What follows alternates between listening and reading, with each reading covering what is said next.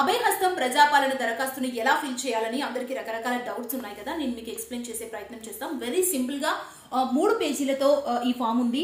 ముందుగా దరఖాస్తుదారు వివరాలకి సంబంధించి మొదటి పేజీలో ఇవ్వాల్సి ఉంటుంది. చివర్లో వారి కుటుంబ సభ్యుల డీటెయిల్స్ ని ఇందులో ఫిల్ చేయాలి. నెక్స్ట్ ఈ 6 గ్యారంటీ స్కీమ్స్ కి సంబంధించి ముందుగా మహాలక్ష్మి పథకంలో ప్రతి మహిళకు 2500 ఆర్థిక సాయం, 500కి గ్యాస్ సిలిండర్.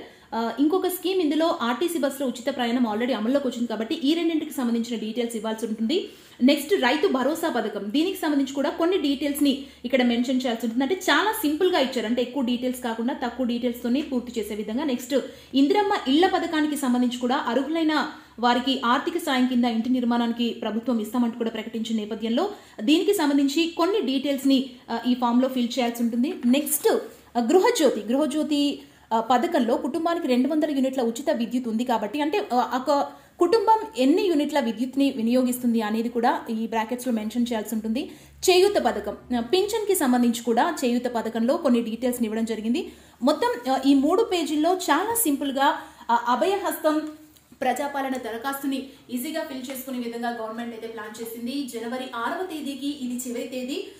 లాస్ట్ లో ఒక జెరాక్స్ కాపీ ఆధార్ కార్డ్ తో పాటు రేషన్ కార్డ్ ని కూడా అప్లై చేయాల్సి ఉంటుంది. ఈ ఫామ్ తో జత చేసి అప్లై చేసుకోండి.